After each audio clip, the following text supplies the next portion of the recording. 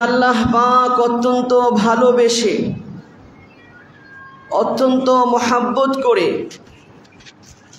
আমাদেরকে হজের দ্বিতীয় মাসের দ্বিতীয় জুমায় আগে আগে আসার বসার দ্বীনের কিছু গুরুত্বপূর্ণ কথা শোনার জন্য তৌফিক দান করেছেন। এজন্য দিল থেকে সকলেই বলি আলহামদুলিল্লাহ। এই যে আমরা মসজিদে আগে আগে আসতে পেরেছি, আল্লাহ পাক তৌফিক দিয়েছেন, এজন্যই আসতে পেরেছি। এই যে আলহামদুলিল্লাহ বললাম, এটাও আল্লাহ পাক তৌফিক দিয়েছেন, এজন্য বলতে পেরেছি। ঠিক তদ্রূপ টাকা থাকলেই কেউ হজে যাইতে পারে না। টাকার মাধ্যমেই কারো কপালে হজ জুটে না। আল্লাহ পাক যদি তাকে সৌভাগ্যশীল করেন, তার কপাল যদি ভালো হয়, তাহলে টাকা থাকলেও টাকা না থাকলেও আল্লাহ তাআলা বাইতুল্লাহ নসিব করান। জোরে বলেন ঠিক কিনা? এজন্য যারা মালদার, বাহ্যিকভাবে যাদের সামর্থ্য রয়েছে, তাদের সকলের উচিত যত তাড়াতাড়ি সম্ভব হজ করার নিয়ত করার চেষ্টা করা, আর আল্লাহ তাআলার কাছে কান্নাকাটি করা যে আল্লাহ, আপনার বাইতুল্লাহ আমাকে আপনি বারবার জিয়ারত করার তৌফিক দান করুন। তার কারণ হচ্ছে এই বাইতুল্লাহর জিয়ারত বড় সৌভাগ্যের বিষয়। মসজিদে হারাম, মসজিদে নববীতে যাইতে পারা, হেরেমের এরিয়ায় অবস্থান করতে পারাটাও বড় সৌভাগ্যের বিষয়। কিন্তু আফসোসজনক হলো আমাদের দেশের বহু মালদার আছেন যারা এটার গুরুত্ব ওরকমভাবে দেন না। আমাদের দেশের মানুষের উপরে অনেকের, যাদের উপরে হজ ফরজ হয়ে গেছে, এরা সময় মতো হজ করে না। এর কয়েকটা কারণ। অনেকে আছে এরকম যে হজ এজন্য করে না যে যদি আমি হজ করি তাহলে 7 লক্ষ, 7.5 লক্ষ কিংবা আরেকটু নিম্নমানের অবস্থায় বা সুবিধা নিয়ে গেলে তাইলে 4.5-5 লাখ এরকম। এত যারা নিম্ন আয়ের বা মধ্যবিত্ত আয়ের মানুষ, তারা চিন্তা করে 5 লক্ষ টাকা ব্যবসায় খাটাইলে অনেক টাকার মালিক হইয়া পরে গিয়া কি করবো? হজ করবো, এখন হজে যাওয়ার দরকার নাই। বা 7 লক্ষ টাকা খরচ করে যদি একটা জায়গা কিনা যায়, গ্রামে গঞ্জে হলেও 4-5 শতাংশ যদি কিনা যায় 2 লক্ষ টাকা শতাংশ দিয়া, এটা একসময় অনেক লাভজনক ব্যবসা হবে। এইরকম আশায় অনেক নিম্ন আয়ের মানুষ, কিন্তু আল্লাহ পাক খেয়ে পরিয়ে ভালোভাবে রেখেছেন এবং কিছু ক্যাশ টাকাও কি তার আছে। সেইটা দিয়ে আরো কিভাবে প্রফিট আনবে, লাভ করবে, এই ধান্দায় হজ ফরজ হয়ে আছে, কিন্তু হজটা কি করে না, আদায় করে না। বাস্তবতা কিনা? সে চিন্তা করে যে এত কষ্ট কইরা হালাল ভাবে এত টাকা কামাই করলাম, হজ কইরা শেষ করে দিব। কারণ অনেক মানুষের দেখা যায় 20 বছর 30 বছরের হালাল ইনকাম গিয়া যায় 5-7-8 লাখ টাকা জমে। জোরে বলেন ঠিক কিনা? অনেকের ক্ষেত্রে এরকম।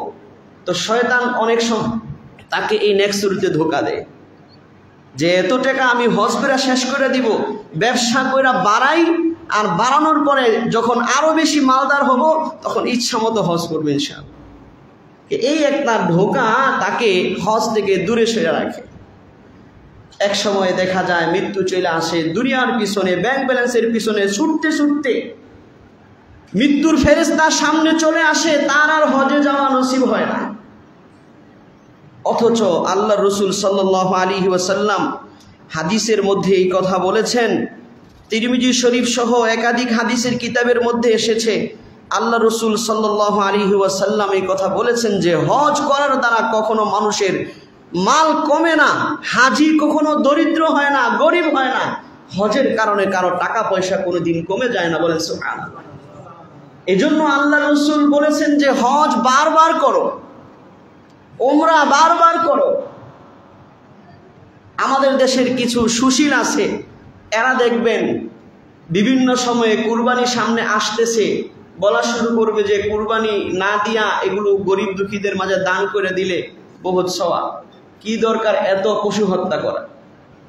অনেকে এরকম গল্প শোনায় যে হজে যে এত টাকা পয়সা খরচ করে কি লাভ, গরিব দুঃখীদের পিছনে এই হজের টাকাগুলো দিয়া দিলে তাইলে এটা বেশি উপকার হয়, মানুষের উপকার বেশি হবে, হজ করার কদ্দুর সব কামাই করবে।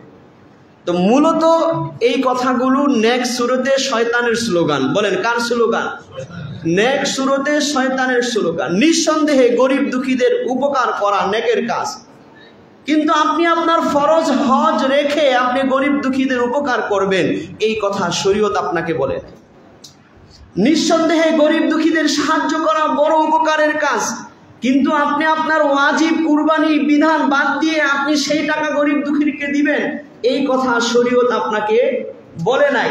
শরীয়তের বিধান হচ্ছে যে এগুলো মালি ইবাদত, আপনার মালের উপরে, আপনি সম্পদের মালিক হয়েছেন এজন্য আপনার উপরে হজের ফরজ বিধান, আপনি সম্পদের মালিক হয়েছেন এজন্য আপনার জন্য এই কুরবানির বিধান। কাজেই আপনি আপনার দ্বীনি জিম্মাদারি আগে পুরা করবেন, এরপরে যদি আপনার আরো সম্পদ থাকে সেগুলো আপনি দান করেন। নেক কাজের ক্ষেত্রে এই স্লোগান আসে। আমাদের দেশের সেই সুশীলরা, শাহবাগীরা কখনো এই কথা বলে না যে বিবাহ শাদীতে গান বাদ্য কইরা যে টাকা পয়সা আপনারা নষ্ট করেন। আমাদের সমাজে একটা বিবাহ বাদীতে গরিব দুঃখী অসহায় মানুষের কাছে হাত পাইতা খায়, এরাও ফুটান করি দেখা দেখবেন ডেক্স বাজায়া বিবাহ অনুষ্ঠান করে। জোরে বলেন ঠিক কিনা? এদের কাছে কেউ এই নসিহত করে না যে এত টাকা পয়সা খরচ করে লাভ কি, গরিব দুঃখীদেরকে দান করে দেয়। অথচ সামাজিকভাবে এই উদ্যোগ নেওয়া দরকার ছিল। সমাজপতি যারা, সমাজের দায়িত্বশীল যারা, যাদের কথাকে সমাজের মানুষ মূল্যায়ন করে, এদের দায়িত্ব ছিল এগুলো যে সমাজের অন্যায় অপরাধে যে টাকা পয়সাগুলো খরচ হয় সেগুলো কিভাবে দিনের কাজে লাগানো যায়, সেগুলোকে কিভাবে বন্ধ করা যায়, এই ফিকির করা। সেই জায়গায় আমরা নাই। মনে রাখবেন আল্লাহ রসুল বলেছেন যে হজ বেশি বেশি করো। ফরজ হজ করছেন আবার হজ করেন, এটাকে শরীয়ত অপচয় বলে নাই। জোরে বলেন ঠিক কিনা? এজন্য আল্লাহ রসুল বলতেছেন তাবিউ বাইনাল হাজ্জি ওয়াল উমরা। আল্লাহ রসুল বলতেছেন ও আমার উম্মতেরা, তাবিউ বাইনাল হাজ্জি ওয়াল উমরা, কয় তোমরা হজ এবং উমরা একটা আরেকটার পরপর করতে থাকো। হজ করেছো উমরা করো, উমরা করেছো হজ করো, হজ করেছো উমরা করো, এক উমরা করছো আরেক উমরা করো। সুবহানাল্লাহ। কে বলতেছেন? আল্লাহ রসুল। তাবিউ বাইনাল হাজ্জি ওয়াল উমরা, হজ এবং উমরা একের পর এক করতে থাকো। এমন না অনেক ধনীরা আছে কোনো মতে হজ কইরা আর বাস ছুটি পেয়ে গেছে উনি, কিন্তু না, আপনার যদি আল্লাহ সামর্থ্য রাখে বছরে আপনি 2-3টা উমরা করেন, তার কারণ হচ্ছে এই কাবা হেদায়েতের মার্কাজ। জোরে বলেন ঠিক কিনা? কোন সফরের উসিলা আপনার হেদায়েত হয়ে যায়, কোন সফরের উসিলা আপনার গুনাহ মাফ হয়ে যায়, কোন সফর শেষে আপনার মৃত্যুর সময় চলে আসে আর আপনি গুনাহ মুক্ত হইয়া কবরে যাইবেন, এটা আল্লাহ পাকই জানে। জোরে বলেন ঠিক কিনা? আল্লাহ রসুল বলতেছেন তবে যারা টাকা পয়সা কমে যাবে এই জন্য যারা হজ করে না তাদেরকে আল্লাহ রসুল উদ্বুদ্ধ কইরা আল্লাহ রসুল জানাইতেছেন ফাইন্নাহুমা ইয়ানফিয়ানিল ফাকর ওয়াজ যুনুবা। কয় শুনে রাখো, হজ এবং উমরা মানুষের দুইটা জিনিসকে দূর করে। সুবহানাল্লাহ। কয় হজ এবং উমরা বেশি বেশি করলে মানুষের দুইটা জিনিস দূর হয়। আল্লাহ রসুল বলতেছেন ইয়ানফিয়ানিল ফাকরা, 1 নাম্বার হজ উমরা মানুষের দারিদ্রতাকে দূর করে। বলেন সুবহানাল্লাহ। মানে হজ উমরা করার আগে শুধু অভাব অভাব, ব্যাংক ব্যালেন্স ভরা তবু অভাব কমে না, এরকম আছে না নাই? ওনার অভাবের কোনো শেষ নাই, যে যত বড় ধনী তার তত বেশি অভাব। আল্লাহ রসুল বলছেন যে ফাইন্নাহুমা ইয়ানফিয়ানিল ফাকরা, হজ উমরা বেশি বেশি করার দ্বারা আল্লাহ পাক মানুষের দারিদ্রতা দূর করেন। সুবহানাল্লাহ। আরেকটা জিনিস ওয়াজ যুনুবা, আর হজ উমরা বেশি বেশি করার দ্বারা আল্লাহ পাক মানুষের গুনাহগুলোকে দূর করে দিয়ে তাকে ধুয়ে মুছে নিষ্পাপ করে দেন। সুবহানাল্লাহ। তার শরীর থেকে, তার আমলনামা থেকে গুনাহগুলোকে আল্লাহ তাআলা দূর করে দেন এই হজ উমরা বেশি বেশি করার মাধ্যমে। আল্লাহ রসুল আবার দৃষ্টান্ত দিয়েছেন কামা ইয়ানফিল কিরু খাবসাল হাদিদ। কেমন ভাবে দূর করে শোনো, তো যেরকম ভাবে ওই যে কামারের লোহারের যে হাফর আছে না, এই হাফর জং ধরা লোহাকে পরিষ্কার করে যেরকম চকচকে করে দেয়, ঠিক তদ্রুপ গুনাহগারের গুনাহকে হজ উমরা এরকম ভাবে দূর করে চকচকে করে দেয়। বলেন সুবহানাল্লাহ। তাইলে যারা টাকা পয়সা কমে যাবে, অর্থনৈতিক অবস্থা নিচে নেমে যাবে, এই ভয়ে যারা হজ করে না, তাদের জন্য এই হাদিসে সুসংবাদ আছে না নাই? হজ করার দ্বারা আল্লাহ তাআলা মানুষের মালের মধ্যে বরকত দিবেন। আপনি হয়তো হজের কারণে টাকা পয়সা বেশি খরচ হয়ে যাবে, ব্যবসার পুঁজি কমে যাবে, এজন্য আপনি হজ করতেছেন না। আল্লাহ পাক এমন বিপদ দিয়া দিতে পারে, হজের চেয়ে বেশি আপনার কি যাবে, জরিমানা যাবে। জোরে বলেন ঠিক কিনা? বরকত অনেক সময় দেখা যায় না, বরকতটা আল্লাহ তাআলা দান করে। এই যে এই হাদিস যখন আমরা পড়েছি দারুল উলুম দেওবন্দে ইন্ডিয়ার, আমাদের ওস্তাদে মুহতারাম আল্লামা সাইদ আহমদ পালনপুরি বুখারী শরীফ পড়ানোর সময় হুজুর এই কথা বলেছিলেন যে এই হাদিসটা আমি নিজে পরীক্ষিত, এই হাদিসটা আমি পরীক্ষা করেছি। যখন থেকে হজ উমরা শুরু করেছি তখন থেকে আল্লাহ তাআলা আমার অর্থনৈতিক অবস্থা বিভিন্ন সোর্স খুলে দিছে। সুবহানাল্লাহ। হালালভাবে আল্লাহ তাআলা ধনাঢ্যতা বাড়ায় দিছে। প্রতি বছর ওনারা হজ করতেন, অথচ একজন মাদ্রাসার শিক্ষক ছিলেন সাধারণ না। আল্লাহ পাক বরকত কোন দিক দিয়ে দিত, এটা সাধারণ মানুষের কল্পনার বাহিরে। জোরে বলেন ঠিক কিনা? এই জন্য ঈমান লাগবে, যে এরকম ঈমান দিয়া নিজের কষ্টার্জিত জমানো টাকা থেকে ব্যয় করে, অথবা অনেকে আছে এরকম মৃত্যুর আগে বহু সম্পদ রাখা যায়, চিন্তা করে সন্তানদের জন্য রাখা গেলাম, বিবির জন্য রাখা গেলাম, মেয়েদের জন্য রাখা গেলাম, অথচ তার নিজের প্রয়োজনের অতিরিক্ত সম্পদ ছিল, তার জন্য ফরজ ছিল সম্পদ বিক্রি করা, হজ করা। মনে করেন এমনি প্রপার্টি কিনা রাখছে কিন্তু হজ করে নাই, কেন? এটা অথচ বিক্রি করলে এটা কোটি টাকার সম্পদ রেখা গেছে কাদের জন্য? সন্তানদের জন্য। অথচ মালিক সে ছিল, তার অতিরিক্ত সম্পদ ছিল, সেই হিসেবে তার উপরে হজ ফরজ ছিল কি ছিল না? তাহলে সন্তানদের দুনিয়া করতে গিয়ে নিজের আখিরাত ধ্বংস করে যাইতেছে বহু মানুষ। জোরে বলেন ঠিক কিনা? এই জন্য মাঝখানে যেহেতু চলে আসছে, জন্য বইলা দেই, অনেক সন্তানরা এরকম আছেন যে জানেন যে আমার বাবা মৃত্যুর সময় তার সম্পদ ছিল, জমিজমা ছিল অতিরিক্ত, যেগুলোর বিক্রয় করলে কয়েকটা হজ করা যাবে, কিন্তু উনি হজ করেন নাই। এই সম্পদ আমাদের জন্য রেখা গেছেন। আমার আল্লাহর বান্দা দিনের বুঝও ছিল না, ওসিয়ত কইরা যায় নাই যে আমার সম্পদ থেকে তোমরা বদলি হজ করাই। আপনি সন্তান যদি কৃতজ্ঞ সন্তান হয়ে থাকেন, যে বাবা আপনার জন্য সন্তান রেখা গেছে, আপনার জন্য উচিত হইল আপনার ফরজ হজ হয়ে থাকলে আপনি ফরজ হজ করবেন, পাশাপাশি বাবার জন্য, মায়ের জন্য, যারা আপনার জন্য সম্পদ রেখা গেছে, তারা যদি হজ না করে থাকে তাদের জন্য বদলি হজ করা বা করা। এটা উচিত কি উচিত না? আপনার বাবা আপনার জন্য সম্পদ রেখে গেছে, আপনি জানেন যে ওনার ফরজ হজ ছিল, করে নাই। আপনার এখন সুযোগ আছে যে আপনি কি করবেন, তাদের জন্য বদলি হজ করাবেন। অর্থাৎ আরেকজনকে আপনি তার পক্ষ থেকে হজ করানোর জন্য খরচ দিয়ে দিবেন, সে হজ করবে। হয়তো আপনি নিজে করবেন। অনেকে মনে করে যে বাবা মায়ের বদলি হজ মনে নিজেই করা জরুরি। নিজে করা জরুরি না, বরঞ্চ উলামায়ে কেরাম এই কথা বলেছেন, যেহেতু মৃত ব্যক্তির কবরে সওয়াব পৌঁছানোর উদ্দেশ্য, তাহলে যে ব্যক্তি আল্লাহওয়ালা এবং হজের মাসলা মাসাইল ভালো জানে, এইরকম ব্যক্তি দিয়া করাইলে তার সফরটা বেশি ইবাদতযুক্ত সফর হবে, তার হজটা পরিপূর্ণ মাসলা অনুযায়ী হজ হবে, তাইলে আপনার বাবা মার কবরে বেশি সওয়াব যাবে। কাজে আপনার যদি ব্যবসার কারণে বাবা ব্যস্ত যাওয়ার সুযোগ না থাকে, কোনো হাক্কানি রব্বানি বুজুর্গ আলেম দিয়া কি করান, বদলি হজ করান, যে হুজুর আমি খরচ দিব, আপনি আমার বাবার পক্ষ থেকে হজটা করে আসেন। এটা সন্তানদের উপরে বাবাদের পক্ষ থেকে অধিকার। জোরে বলেন ঠিক কিনা? অনেকে আছে এরকম, আমার জানাশোনা আত্মীয় স্বজনের মধ্যে অনেকে আছে এরকম। এই কয়দিন আগে আমার এক আত্মীয়ের সাথে কথা বলতেছিলাম, তো বলতেছে যে আমার বাবা তো অনেক সম্পদ রেখে গেছিল, হজ করে নেয়, বাবার বদলি হজটা করা দরকার। আমি কই তাড়াতাড়ি করে লাভ, এটা তো আপনার বাবা আপনার উপরে এহসান করছে, কাজেই বাবার বদলি হজটা করানো এখনো আছে না নাই? এজন্য আমরা এটা করব। তাইলে আমাদের সমাজের মানুষ যারা টাকা পয়সা কমে যাবে এই জন্য হজ করে না, আল্লাহ রাসূল বলতেছেন ফাইন্নাহুমা ইয়ানফিয়ানিল ফাকর ওয়াজ যুনুব, কয় তোমরা হজ উমরা বেশি বেশি করতে থাকো, হজ উমরা বেশি বেশি করার দ্বারা কোনোদিন সম্পদ কমে না। আল্লাহ রাসূল বলেন ইয়ানফিয়ানিল ফাকর, হজ উমরা মানুষের দারিদ্রতা দূর করে, ওয়াজ যুনুবা এবং মানুষের গুনাহকে সে দূর করে দেয়। যেরকম ভাবে হাফরের মধ্যে জংয়ের লোহা দেওয়া সত্ত্বেও ওই লোহাটা যেরকম চকচকে হয়ে যায়, মানুষ এরকম গুনাহ থেকে মুক্ত হয়ে যায়। সুবহানাল্লাহ। তাহলে হজ করা দরকার আছে না নাই? আবার কিছু মানুষ আসে যে ওনারা টাকা পয়সা কমা যাবে, গরিব হয়ে যাবেন, এই জন্য না।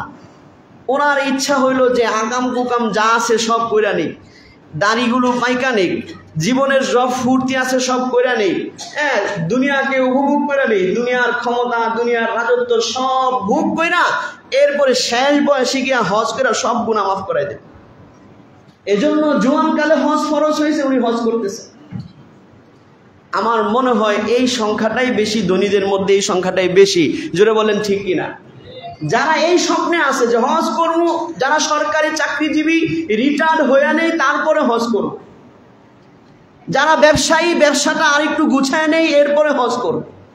অনেকের সন্তান আছে, সন্তানটা একটা ভালো লেখাপড়া করে চাকরি বাকরি নেই এরপরে হজ করব, মেয়েটাকে একটু বিবাহ দেওয়া নেই এরপরে হজ করব, আগে নির্বাচনটা করে নেই, কাউন্সিলর চেয়ারম্যান হয়ে নেই এরপরে গিয়ে কি করব?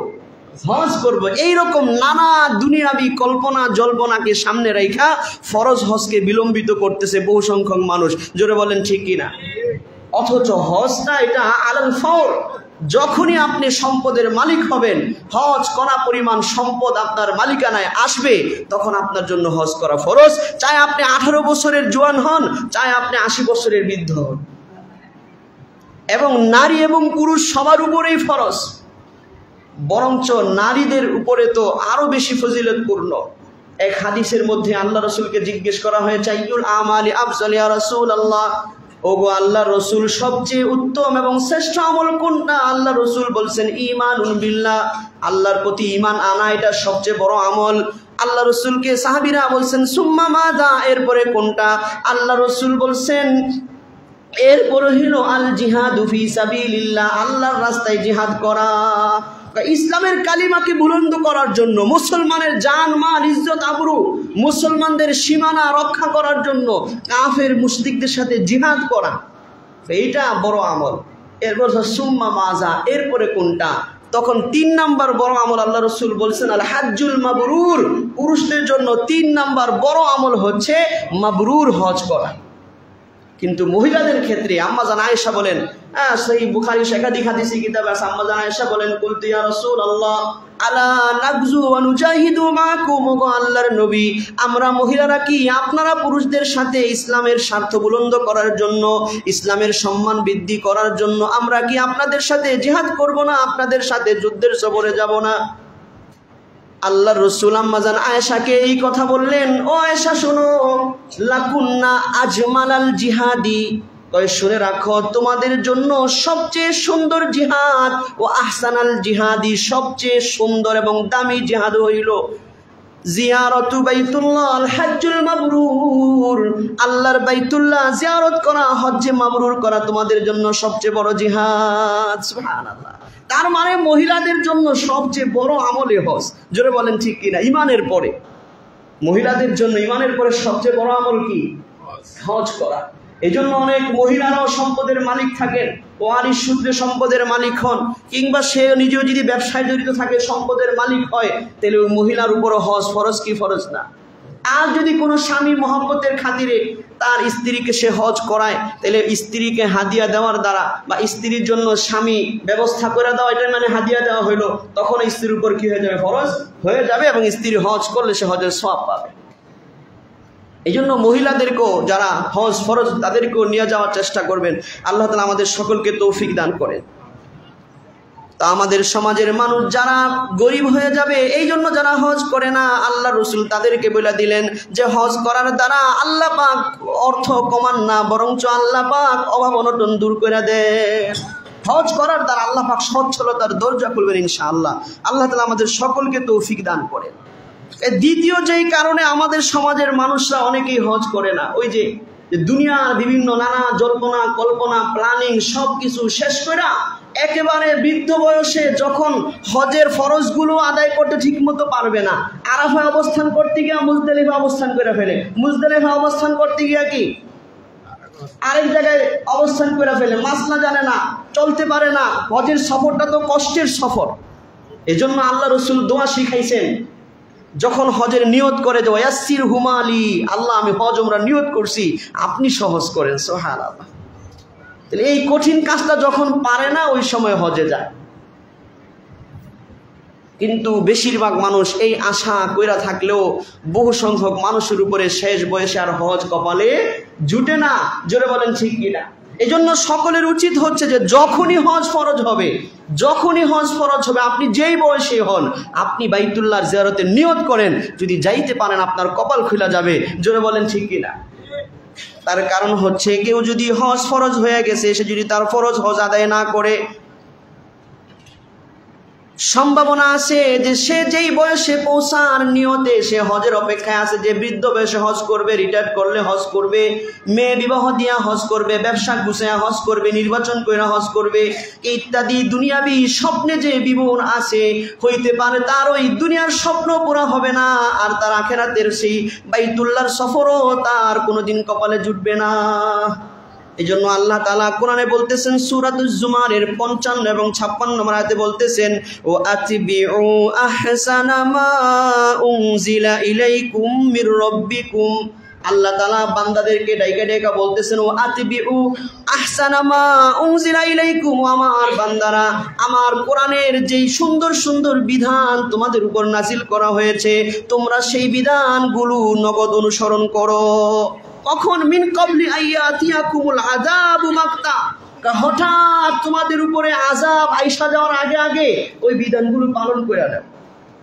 ওয়া আনতুম লা তাশউরুন, আযাব এমন ভাবে আসবে যে তুমি টেরও পাবে না। মনে করেন জোয়ান কালে এখন হজ করার মতো সম্পদ আছে, স্বপ্নে দেরি করতেছে, আল্লাহর বিধানটা পালন করতেছে না, হইতে পারে আল্লাহ পাক এমন বিপদ দিবেন, ধস আইসা সব ব্যবসা শেষ। হইতে পারে কি পারে না? আল্লাহ পাক সুযোগ দিছেন হজ করার, 10 বছর 20 বছর 15 বছর সুযোগ দিছেন হজ করার। এমন পরিস্থিতি আইতে পারে জেলের ভিতরে থাকা লাগতে পারে। তখন আল্লাহর কাছে জবাব দিতে, আমি আল্লাহ 15 বছর মুক্ত স্বাধীন রাখছিলাম, এখন জেলে গেছো গা, কিন্তু হজটা তো অবহেলায় তুমি করো। প্রশ্ন করবে কি করবে না? এমনও হইতে পারে যে যেই সুযোগ ছিল, বহু মানুষ এরকম মিয়া হজের ভিসা করে হজে যাইতে পারে না। একটু আগেই ঘটনা পড়তেছিলাম, পাকিস্তানের প্রসিদ্ধ আলেম পীর জুলফিকার আহমদ নকশবন্দি, উনি ওনার হজের সময়ের বিভিন্ন আলোচনার, হজের বিষয়ে বিভিন্ন আলোচনায় উনি এক পাকিস্তানের এক ধনীর গল্প শোনাইছে। উনি বলতেছেন যে হজ টাকার মালিক হইলেই কেউ করতে পারে না, এটা ঈমান এবং আমল এবং দিলের আবেগ এবং ইচ্ছা থেকে আল্লাহ যদি কবুল করেন তাইলে আল্লাহ তৌফিক দেয়। অনেক বড় ধনী ছিল, এমন মালদার ছিল, উনি বলতেছেন সে চাইলে পাকিস্তান থেকে দৈনিক যায় আইসা, মানে বাংলাদেশ থেকে এহরাম বাইদা উমরা করবে, আইসা আবার এহরাম করে আবার যাবে, এইরকম যাওয়ার মতো তার সাধ্য ছিল, অর্থনৈতিক সামর্থ্য ছিল, কিন্তু সে হজ করে না। তো উনি এই পীর জুলফিকার আহমদ নকশবন্দি উনি তাকে বুঝাইছেন যে ভাই, আপনি এত সম্পদ আল্লাহ দিছেন, আপনি ইউরোপ আমেরিকা বহুবার সফর করেছেন, কিন্তু আপনি মুসলমান, এখনো মক্কা সফর করেন নাই, এখনো মদিনার সফর করেন নাই, এটা তো কপাল পোড়া বিষয়, আপনি একটু হজটা করেন না, নিয়ত করেন। তো এই আলেমের বোঝানোর ভিত্তিতে তিনি নিয়ত করেছেন, ভিসা করেছেন, সব কিছু হয়েছে। যখন যাওয়ার সময় হয়েছে, ইনকাম ট্যাক্সের এমন এক প্যাচ লাগছে, তার আর হজে যাওয়া হয়নি। আর এর কিছুদিন পরে লোকটা মারা গেছে। তাহলে এত সম্পদের মালিক হয়েও হজে যাওয়া কি হয় না, তার নসিব হয় না। তিনি আরেক ইঞ্জিনিয়ারের গল্প শোনাইছেন, সিভিল ইঞ্জিনিয়ার ছিল, তাকেও উনি বুঝাইছেন যে ভাই, আল্লাহ পাক এত সম্পদ আপনাকে দিছেন, আপনি তো হজ করতে পারতেন, কেন বিলম্বিত করলেন, কেন দেরি করলেন, একটু হজ করেন না। তো বুঝানোর পরে উনি রাজি হয়েছে। তো রাজি হয়েছে পরে ভিসা করছেন। এমনকি উনি যখন নামি দামি মানুষ ছিল, উনি যখন যাবে ওনার সাথে আরো কয়েকজন গণ্যমান্য ব্যক্তি তৈরি হয়ে গেছে যে আমরাও সবাই একসাথে এবার হজে যাব। এমনকি ওই গ্রুপের লিডার ওনারে বানাই দিছে। তো হজের সময় চলে আসছে, এর 2-3 দিন আগে ওনার বড় ভাই ওনার সাথে সাক্ষাৎ করে আসছে, গোপনে কি যেন আলাপ হয়েছে, এমন বিষ ঢুকছে যে উনি বলতেছে যে না এই বছর আমার হজ যাওয়া হইব না। তো ওই আলেম সহ আরো অনেকেই বুঝাইছেন যে যত ঝামেলা, নিয়ত করছেন, ভিসা হয়ে গেছে, ডেট হয়ে গেছে, টিকিট হয়ে গেছে, আপনি এখন নিয়ত ভাঙেন না, ঝামেলা যা আছে সব শেষ হয়ে যাইব, আপনি যান। তারপর ওই বান্দার কি হয় নাই, রাজি হয় নাই যাওয়ার জন্য। আল্লাহর কি মেহেরবানি, আল্লাহর কি কারিশমা দেখেন। কয়ে তার টিকেটের ফিরতি যেই টিকিট ছিল তার সঙ্গীরা হজে গেছে, হজ করে সফর করে আসছে, কিন্তু তার ফিরতি যে টিকিট ছিল ওই তারিখের 3 দিন পরে হঠাৎ অ্যাটাক করে লোকটা মারা যাচ্ছে। চিন্তা করেন, এই লোকটা যদি ওই যে সামাজিক বাধা, কল্পনা জল্পনা, প্ল্যানিং, এগুলাকে লাথি মাইরা যদি সে হজে চলে যাইতো, হজ কইরা নিষ্পাপ গুনাহমুক্ত অবস্থায় 3 দিন পরে তার মৃত্যু হইতো। জোরে বলেন ঠিক কিনা? কিন্তু টাকা পয়সার মালিক হইলে কি হবে, আল্লাহ তাআলা তার ঘরে যাওয়ার তৌফিক তারে দেন নাই। এজন্য আল্লাহর কাছে দোয়া করতে হবে। মালদার যারা আছেন, যে আল্লাহ মাল দিয়েছেন, আপনি যাওয়ারও তৌফিক দেন। আপনি নিয়ত করে বসেন। আল্লাহ তাআলা, আল্লাহ রাসূল বলেছেন, আস-সাইয়ু মিন্না ওয়াল ইতমামু মিনাল্লাহ। কয় হজে অথবা যে কোনো নেকের কাজে সফল হওয়ার জন্য চেষ্টা হইল আমাদের, ওয়াল ইতমাম মিনাল্লাহ, আর চেষ্টাকে পূর্ণতা করবেন কে? আল্লাহ। এজন্য আল্লাহর কাছে দোয়া করতে হবে, চেষ্টা করতে হবে। আল্লাহ তাআলা যাদের উপর হজ ফরজ হয়েছে আমাদের সকলকে আল্লাহর বাইতুল্লাহ জিয়ারত করার তৌফিক দান করেন। যারা হজ ফরজ হয় নাই, প্রত্যেকটা মুমিন ইমানের দাবি, সে আকাঙ্ক্ষা রাখবে আমি যেন আল্লাহর ঘর যাইতে পারি। আল্লাহ পাক যদি নিতে চান, বাহ্যিকভাবে অবস্থা না থাকলেও আল্লাহ পাক তার কুদরতিভাবে ব্যবস্থা কইরা আল্লাহ পাক নেওয়ান। জোরে বলেন ঠিক কিনা? এজন্য ওই রকম আবেগ নিয়ে, দিল নিয়ে আল্লাহ তাআলার কাছে দোয়া করেন, ইনশাআল্লাহ আল্লাহ তাআলা আপনাকে হজে যাওয়ার তৌফিক দিবে। এখন তো হজে যাওয়া সহজ, মাত্র 6 ঘন্টার সফর। আমাদের পূর্বের বুজুর্গরা অনেকে 6 মাসের সফর করে হজ করতে যাইতেন। কেউ পায়দলে হাইটা সফর করতে যাইতেন, কেউ ঘোড়ার উপরে চড়ে হজের সফরে যাইতেন, কেউ নৌকার সফরে করে হজের সফরে যাইতেন। ডিজিটাল ইঞ্জিনও ছিল না, ওই বাদাম বাতাসে নৌকা আর বায়া বহুদিন সফর, পথে ডাকাত, নানা সমস্যা, নানা ঝামেলা, সব কিছু কে সম্ভাবনা রেখে ওনারা হজ করে আসতেন। এজন্য ইতিহাসে দেখা যায় মুঘল শাসকরা কারো হজ জুটে নেই। এই ভারত উপমহাদেশে যে 800 বছর মুসলমানরা শাসন করছে, মুঘল বড় বড় সম্রাট, এদের কারো কপালে হজ জুটে নাই। কেন জুটে নাই? দুনিয়া। অর্থাৎ 6 মাসের সফর, এত দূরে যাবে আর 6 মাসে গেলে ওনার রাজত্ব আরেকজন নিয়ে যাইব, এই আশঙ্কা ছিল। এরা বহু মানুষকে দিয়ে হজ করাইছে, কিন্তু নিজেরা হজ করতে পারে নাই। টাকা ছিল, সুস্থ ছিল, কিন্তু দুনিয়ার ঝামেলায় কি করতে পারে নাই, হজ করতে পারে নাই। এলে টাকা থাকলে কি হজে যাওয়া যায়? আল্লাহ তাআলা আমাদের সকলকে আল্লাহর ঘর বারবার জিয়ারত করার তৌফিক দান করেন। তো যেটা বলতেছিলাম, মালিক ইবনে দিনার নামে বড় একজন বুজুর্গ ছিলেন।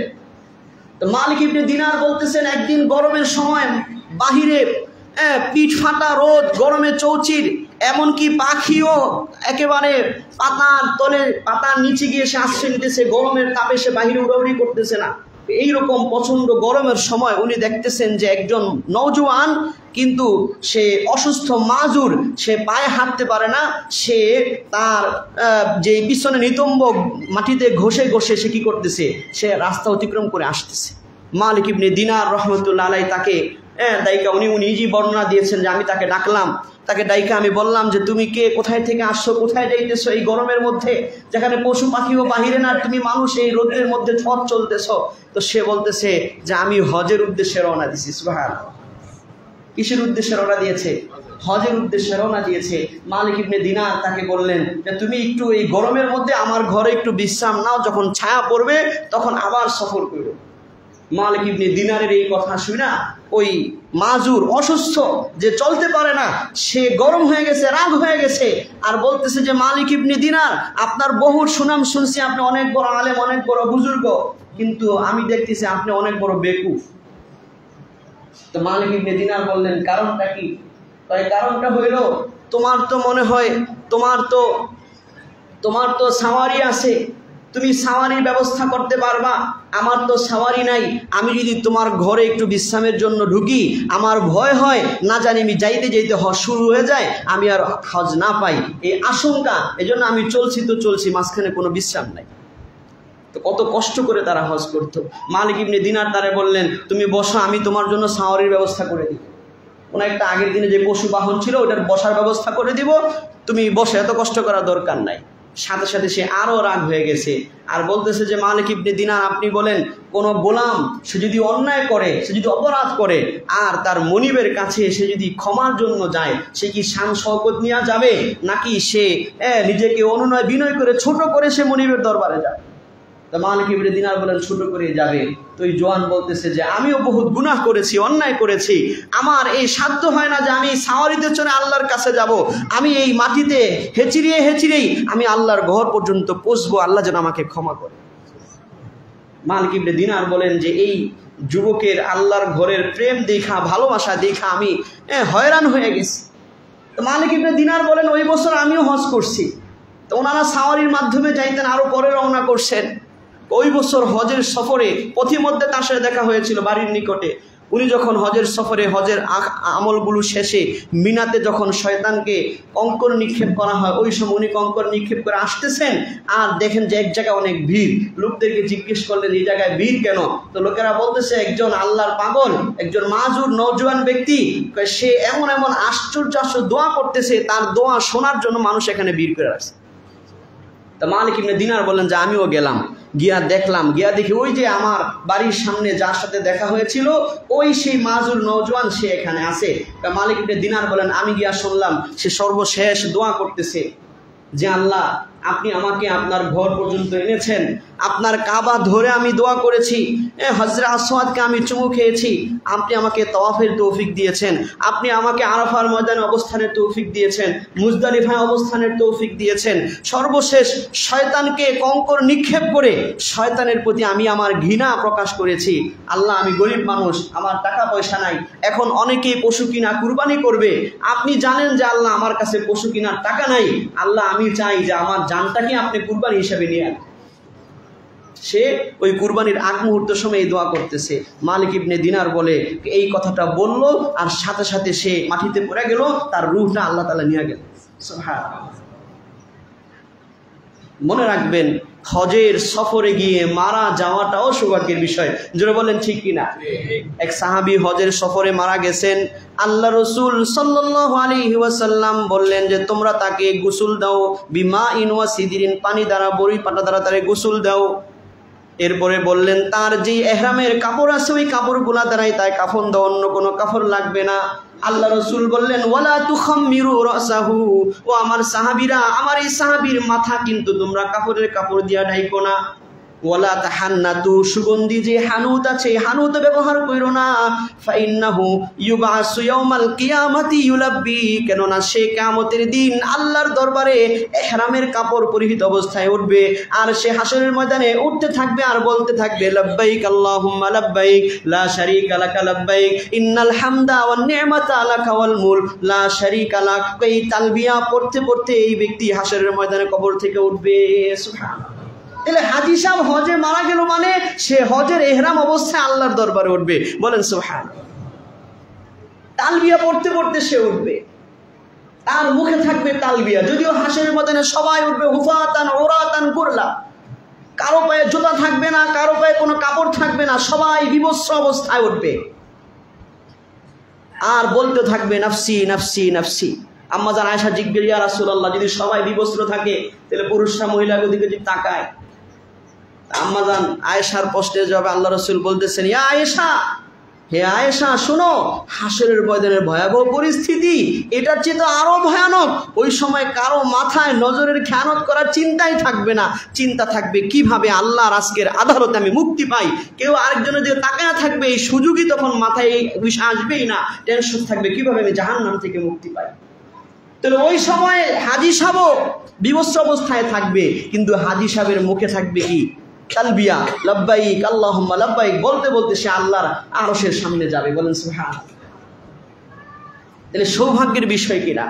এজন্য আমরা হজ করব ইনশাআল্লাহ। তা আল্লাহ তাআলা কোরআনে বলতেছেন ওয়াতিবিউ আহসানা মা উনজিলা ইলাইকুম, কয় তোমাদের কাছে যে উত্তম বিধান আল্লাহ তাআলার পক্ষ থেকে নাজিল করা হয়েছে সেগুলো তোমরা অনুসরণ করো।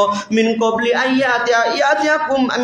আইয়াতিয়াকুমুল আযাবু বাগতাতান, কয় হঠাৎ তোমাদের মাঝে আযাব চলে আসার আগে আগে যে আনতুম লা তাশউরুন, তোমরা চিন্তাও করতে পারবে না। ওই যে ওই লোক হজের পাসপোর্ট ভিসা করা ছিল কিন্তু বিপদে আপদ যেতে পারে না, অথচ হয়তো সারা জীবন আল্লাহ তাআলা তাকে তৌফিক দিয়ে রাখছিলেন, তখন সে যায় নাই, আর আল্লাহ আযাব চলে আসছে। এই যে হজ করতে না পারাটা এটাও একটা আযাব, জোরে বলেন ঠিক কিনা? এজন্য যারা এই চিন্তা করেন যে যত দুনিয়ার স্বপ্ন পূরণ করে শেষ বয়সে হজ করব, আপনি ওই পরিমাণ হায়াত পাবেন কিনা আগে সেটা ডিক্লার দেন।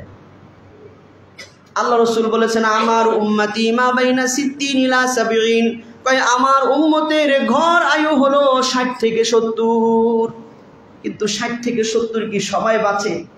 বহু দাদা তার নাতির লাশ মাথায় নিয়েছে কি নিয়েছে না, বহু বাবা সন্তানের লাশ তার কাঁধে বহন করেছে কি করেছে না।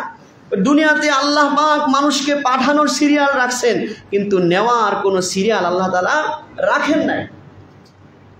আপনি যে স্বপ্ন দেখতেছেন যে পরে আরো পরে হজ করবেন, ওই পরে আসার আগে আগে তো আপনার আজরাইল চলে আসতে পারে, তখন আপনি আল্লাহর কাছে কি জবাব দিবেন? বরঞ্চ আপনি যদি এখন হজ করেন, যদি আপনার কপাল ভালো হয়, হইতে পারে আপনি যেই দুনিয়ার রং তামাশার নেশায় চিন্তা করতেছেন হজ করলে দাড়ি রাখতে হইব, হজ করে দাড়ি ফালাই দিলে মানুষে কি কইব, এই ধরনের ধোঁকা কি দেয়? মানুষে দেয়, শয়তানে মানুষকে দেয়। হইতে পারে আল্লাহ পাক এই হজের উসিলা আপনাকে এমন হেদায়েত দিবেন যে আপনার দাড়ি কাটতে মন চাপে না। এতদিন কাইটটা যে মজা পাইতেন এখন রাইখ খায়ের চেয়ে বেশি মজা পাইবেন। এতদিন ঘুষ খায়া যে মজা পাইতেন এখন ঘুষটাকে লাথি মাইরা এর চেয়ে বেশি কি মজা পাইবেন। এতদিন সুরটা খায়া যেরকম মজা পাইতেন, হইতে পারে হজের উসিলায় আল্লাহ আপনাকে এমন হেদায়েত দিবে যে আপনি এখন সুরটাকে ছাড়তে পারেন। আপনার দিলের যে আত্মার পরিতৃপ্তি হয়, বাদশাহীর মধ্যেও রাজা বাদশার তো পরিতৃপ্তি পায় না, জোরে বলেন ঠিক কিনা? কারণ এই পরিতৃপ্তির নামই তো হেদায়েত। নামাজ পড়তে ভালো লাগে, নেকের কাজ করতে ভালো লাগে, গুনাহ ছাড়তে ভালো লাগে, এইটার নামই তো হেদায়েত। আর আল্লাহ তাআলা কোরআনে বলছেন ইন্না আউওয়ালা বাইতি উদিয়া লিন-নাসি লাল্লাযী বিবাক্কাতা মুবারাক, কয় নিশ্চয়ই পৃথিবীর বুকে মানুষের জন্য সর্বপ্রথম বানানো ইবাদতের ঘর হইল ওই বরকতময় ঘর যেটা মক্কায় আছে। আল্লাহ তাআলা বলতেছেন লাল্লাযী বিবাক্কাতা মুবারাক হুদাল লিল আলামিন, কয় এটা মানুষের জন্য, বিশ্ববাসীর জন্য হেদায়েতের মার্কাজ। এটা বিশ্ববাসীদের জন্য কিসের মার্কাজ বলেন? এটা বরকতময় এবং হেদায়েতের মার্কাজ। হইতে পারে আপনি সেই মার্কাজে যাওয়ার দ্বারা হেদায়েত নিয়ে আসবেন। আপনি জোয়ানকালে হজ করেন, জোয়ানকালে যদি আপনি হেদায়েত পায়া যান, হইতে পারে এটা আপনি আল্লাহর আরশের নিচে ছায়া পাবেন।